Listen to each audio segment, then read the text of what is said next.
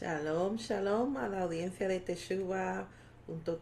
Aquí su compañera Lisa Velázquez en otro segmento de la serie de estudios El Templo Revelado en la Creación. Gracias 1.000.000 por aquellas personas que se han mantenido conectadas a Teshuva y a esta servidora, pendientes a las series que nosotros estamos transmitiendo para la educación y el crecimiento del cuerpo del Mesías.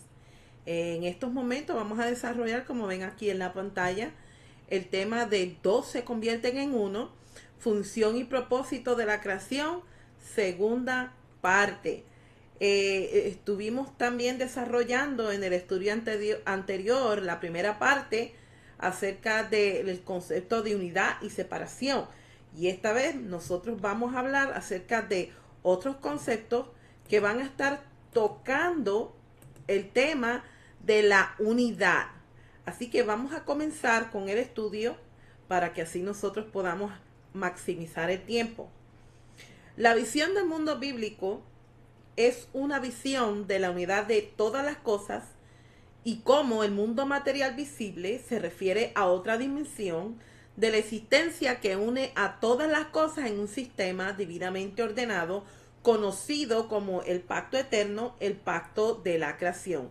Esta cita viene de la escritora Margaret Barker de su libro Creation, A Biblical Vision for the Environment. Y este pensamiento está hablando acerca del pensamiento de la unidad según la visión de la creación. Después que Abraham se separó de su padre en Mesopotamia, nosotros conocemos la historia, él cruzó a Canaán para unirse en convenio con su Padre Celestial. Vemos aquí el concepto de unidad y separación como lo habíamos desarrollado en el estudio pasado. Y aquí Abraham se separa de su familia para hacer un convenio con el Padre Celestial y así poder tomar posesión de su heredad de la tierra. Esta unión significó que Abraham iba a ser fructífero. Por lo tanto, después que la letra Hey fue añadida a su nombre por el mismo Eterno, Abraham ahora se convierte en el padre de muchas naciones. La opinión de los sabios respecto a este cambio de nombre fue que Yahweh creó el mundo con la letra Hey para simbolizar el nacimiento del reino mesiánico, donde el concepto de reino mesiánico es cuando una semilla sembrada produce una gran cosecha. Remontándonos al relato de Abraham y Sara, sabemos que el Padre les dio una promesa de que juntos producirían fruto en abundancia, que su descendencia sería tan numerosa como las estrellas del cielo y los granos de la arena de la orilla del mar. Estas fueron buenas nuevas para ellos. En Génesis capítulo 15 y el versículo 5, registra: entonces Yahweh lo llevó afuera y le dijo: mira el firmamento y cuenta las estrellas, si tú las puedes contar. Tu descendencia será tan numerosa.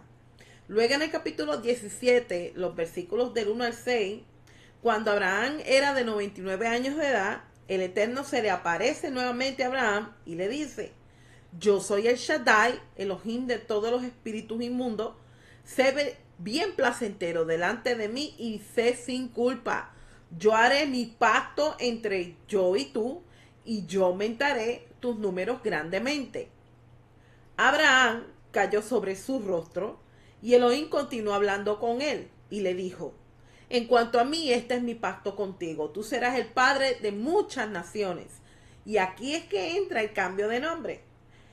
Tu nombre ya no será Abraham, padre exaltado, sino tu nombre será Abraham, padre de muchos, porque yo te he hecho padre de muchas naciones y yo te causaré ser muy fructífero. Yo haré naciones de ti y reyes descenderán de ti. Así que la primera posesión de Abraham en la tierra de Israel fue la cueva de Macpela, que él mismo compró como un lote de cementerio para enterrar a su esposa Sara. Macpela, como dato curioso, significa doble y representa la unión entre un esposo y su esposa. Y esta cueva es una metáfora, una simbología, una representación de la cámara interior del templo, el lugar donde están enterrados los patriarcas y matriarcas, incluyendo Adán y Eva. Y los sabios teorizan que la cueva de Macpela fue la entrada al jardín Edén, bajo el trono de la gloria del Eterno, el lugar donde el cielo y la tierra se unen como uno solo. En Génesis capítulo 1, los versículos 28 y 29, que quiero, deja ver si se los puedo colocar en la pantalla aquí, para que ustedes pues puedan leerlo conmigo. Es un mandato de parte del Eterno. El primer mandamiento dice: Yahweh los bendijo diciendo: sean fructíferos, multiplíquense, llenen la tierra y sométanla, tengan dominio sobre los peces en los mares y las criaturas que vuelan en el cielo, y todo ganado y toda la tierra y toda criatura viviente que se arrastra en la tierra. Entonces Yahweh dijo: miren, por toda la tierra yo les doy como comida toda planta que lleva cera y todo árbol con fruto que lleve cera. Entonces, para continuar en el estudio, después que nosotros leímos Génesis capítulo 1 y versículos 28 y 29, se está definiendo la unidad, la función y el propósito de Adán y de Eva.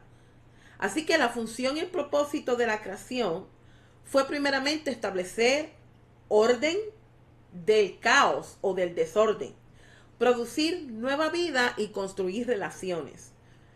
En otros estudios habíamos hablado acerca del relato de la creación y cómo los elementos masculinos y femeninos fueron separados primero y luego reunidos para construir una casa que refleje a la perfección la imagen de nuestro Dios.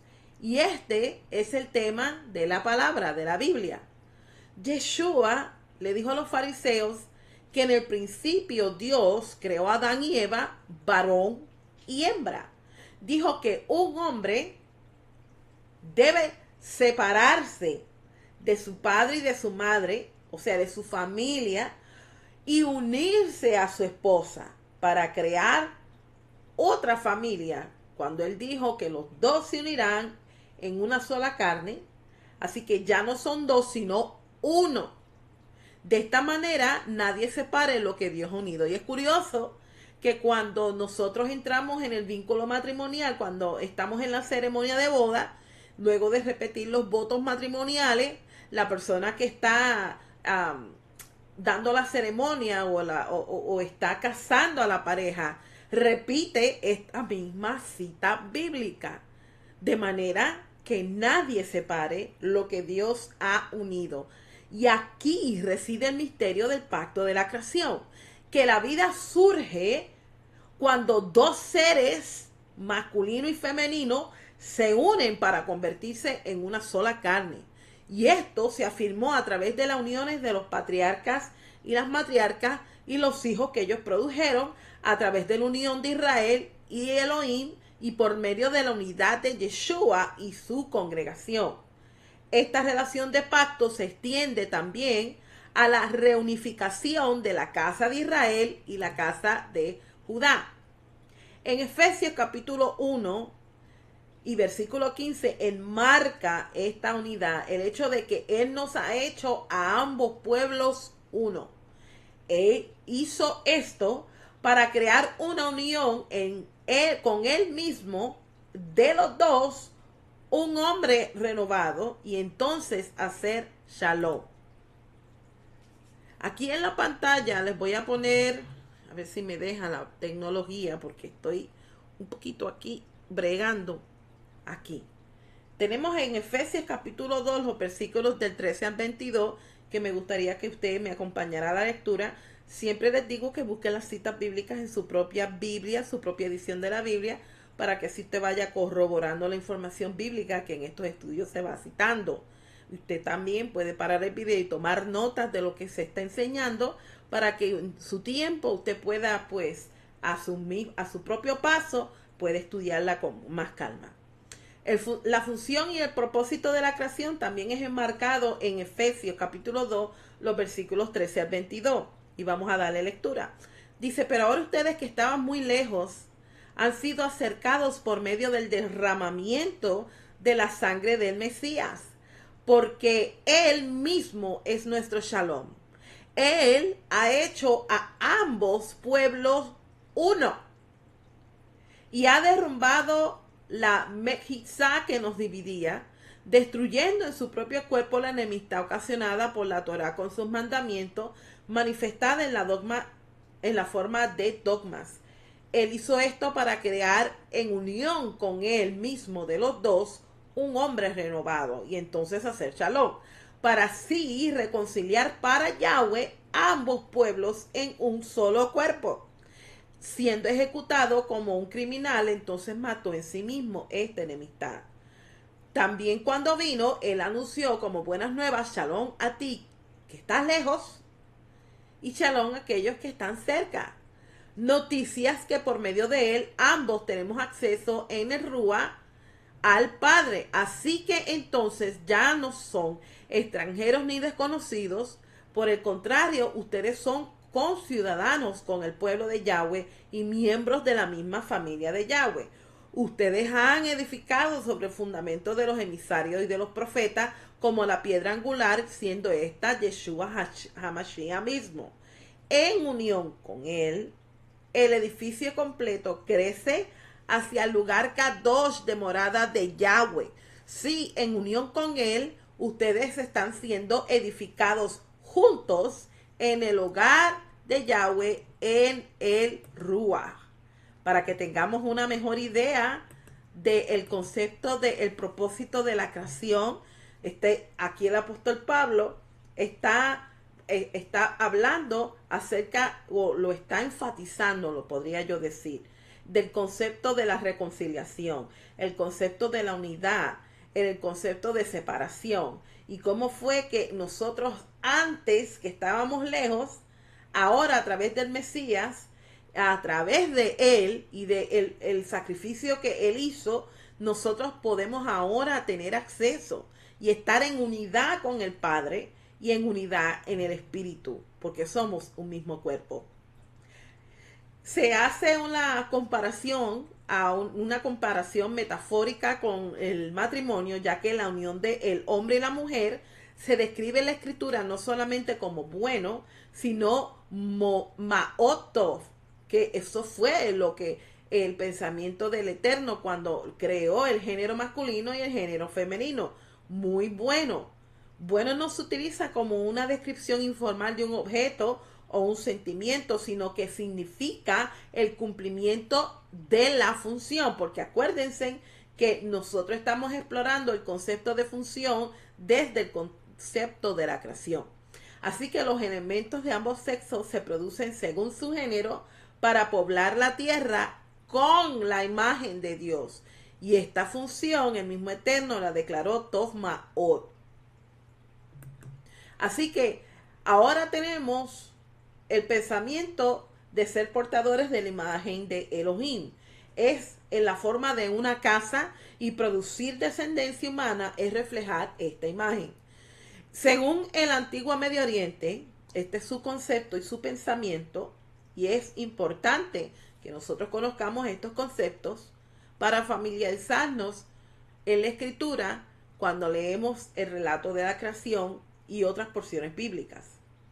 En el antiguo Medio Oriente, según su pensamiento, una deidad que gobernaba sobre una ciudad en particular tomaba su consorte al santuario interior del templo que le había sido construido para consumar su matrimonio. Entonces se hace una comparación con el Santo de los Santos, lo cual se compara a una cámara de luna de miel o canapé, el santuario interior del templo santo de Yahweh. Por ejemplo, en Joel capítulo 2, cuando leemos Joel capítulo 2, o Joel, debería decir a Joel, capítulo 2, los versículos 15 y 16, suenen el shofar en Sion, proclamen ayuno Kadosh, llamen para asamblea solemne, reúne al pueblo, dedica como Kadosh la congregación, reúnan a los ancianos, recojan a los niños, hasta los infantes que maman los pechos, que el novio salga de su habitación. Esta palabra habitación en este versículo, la palabra hebrea es shadar, y la novia de la cámara matrimonial, jupa. Así que la cámara nupcial permanece oculta detrás de un velo. Y esta es una comparación o una representación simbólica de lo que es el santo en el santo. El velo al principio ocultaba cómo Yahweh controlaba la creación. ¿Sabía usted o puede considerar que en el libro de Génesis Adán fue el primer sumo sacerdote creado a la imagen de Dios? Todo sumo sacerdote posterior representó la unidad entre varón y hembra cuando prestaban los servicios dentro del Santo de los Santos. Y un dato curioso es el hecho de que cuando leemos en Génesis, el momento en que se presenta Caín y Abel a rendirle ofrenda al Padre, ellos estaban también haciendo una posición, estaban fungiendo como sacerdote. ¿De dónde ustedes creen que surgió esta idea? Del mismo Adán, porque Adán fue el primer sumo sacerdote en el jardín en Edén. Para pensar, ¿verdad? En Yom Kippur, el sumo sacerdote entraba en el lugar santísimo para restaurar la relación entre Yahweh y la comunidad de Israel, y por lo tanto hacía expiación a favor del pueblo. Todos sabemos esto. Con el fin de llevar a cabo sus funciones, el sumo sacerdote tenía que estar casado. ¿Y por qué yo enfatizo esto aquí? Por el simple hecho de que él tenía que presentar un sacrificio primero por su casa. Y habíamos aprendido en otros estudios anteriores que esta expresión, su casa, también representa a su esposa. Así que Yom Kippur, el día de la redención final, fue el día en que se restauró, se estableció de forma permanente el pacto eterno de la creación, y la unidad entre el cielo y la tierra se había consumado. El Santo de los Santos, en representación del Shabbat, que es otra conexión, fue descrito también como Yom Echad, o un día, y se separó del resto de la casa por un velo. La casa se restaurará cuando los 6 días de la semana de la creación vuelvan a unirse con el séptimo día. La restauración también vendrá cuando los cielos, que representan el mundo por venir, vuelvan a unirse con la tierra en este mundo. De nuevo, el sexto día se distingue de los otros días con el artículo definido el. Y esta es la letra Hey, la letra que representa el reino mesiánico, y la misma letra que fue añadida al nombre de nuestro padre Abraham para hacerlo padre de muchos o padre de naciones. Así que el propósito del sexto día era tener fecundación al mundo a través de la unidad de Adán y Eva y al resto de la raza humana. Según el libro de los Jubileos, que esto es otra fuente extra bíblica, Moisés entró en la cámara interior del templo de Yahweh en la cima del monte Sinaí. Se le dijo que escribiera los 6 días de la creación, y al mismo tiempo se le dio detalles adicionales acerca de Yom Echad, o un día, detalles que se omitieron en la historia de la creación. La erudita británica Margaret Barker sugiere que las revelaciones dadas a Moisés incluían los secretos de Yom Echad, que eran los secretos de la creación, y el carruaje del trono de Yahweh, parte del mundo oculto detrás del velo en el interior de los santos de los santos. Fue desde el interior de la cámara interior que el pasado y el futuro de los 6 días fueron revelados a Moisés. Y según esta erudita, ella explica el por qué tanta historia se incorpora en la literatura apocalíptica. Los libros de Revelación y Daniel, por ejemplo, registran muchos detalles sobre eventos pasados y futuros desde la perspectiva histórica. Pero la creación fue revelada a Moisés como un prototipo celestial que representó en el microcosmos el templo y el tabernáculo. El libro de los jubileos entonces sugiere que Moisés enlazó Yom Ejad al marco exterior del tabernáculo en el que Yahweh extendió su tienda sobre las vigas de la creación. La Biblia arroja un poco de revelación en cuanto a este concepto y quiero ponérselos en la pantalla para que ustedes también puedan beneficiarse.